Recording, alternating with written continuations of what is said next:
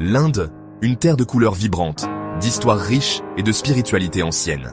Pourtant, sous cette tapisserie chatoyante se cache un récit plus sombre. Dispersés à travers le sous-continent, se trouvaient les vestiges spectraux d'une époque révolue. Ces grandes demeures et bungalows, en ruine, reliques du Raj britannique, murmurent des histoires d'un passé colonial. Entourés de jardins envahis par la végétation et enveloppés d'un silence étrange, ces manoirs coloniaux désertés se dressent comme des sentinelles silencieuses d'une histoire complexe. Les façades croulantes et les couloirs résonnants semblent retenir des souvenirs persistants. Ils parlent de fêtes somptueuses et de modes de vie opulents dont jouissait l'élite britannique au pouvoir. Mais derrière la grandeur se cachent des murmures d'oppression, d'injustice et des profondes cicatrices du colonialisme. Si cette vidéo vous parle, n'hésitez pas à laisser vos avis dans les commentaires et abonnez-vous pour soutenir la chaîne. 1. L'héritage du Raj. Le Raj britannique, qui s'étend sur près de 2 siècles, a laissé une marque indélébile sur le sous-continent indien. De 1757 à 1947, l'Inde est devenue le joyau de la couronne de l'Empire britannique.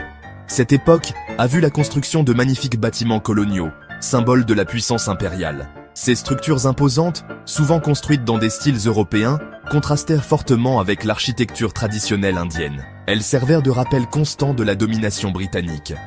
La vie dans ces demeures coloniales était faite de contrastes saisissants. Les fonctionnaires britanniques vivaient dans un luxe opulent, entourés de domestiques et de tout le confort imaginable.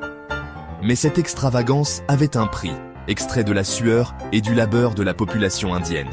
La construction et l'entretien de ces domaines reposaient sur le travail forcé et une fiscalité injuste, appauvrissant davantage une population déjà exploitée. 2. L'endroit où les ombres dansent et les chuchotements s'attardent. Au cœur du Bengale occidental, entouré de forêts denses, se dresse la Domri House.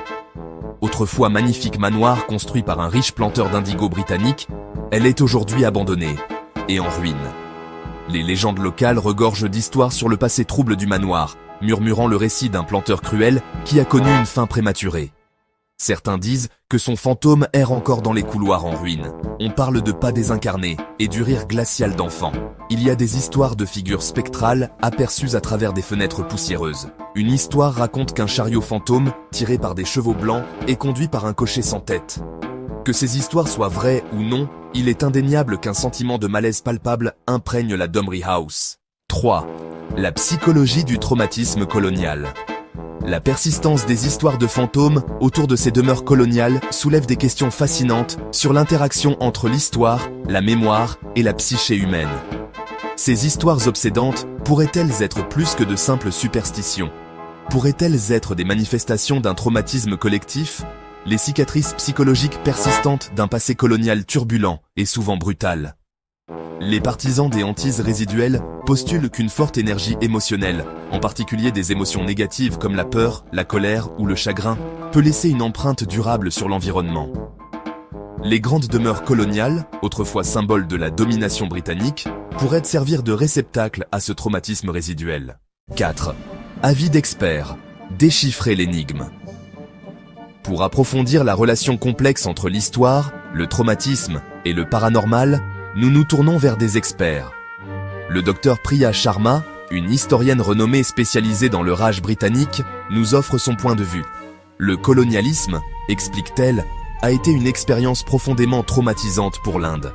L'exploitation, la violence, le démantèlement systématique de la culture et de l'identité, tout cela a laissé des cicatrices indélébiles sur la psyché nationale.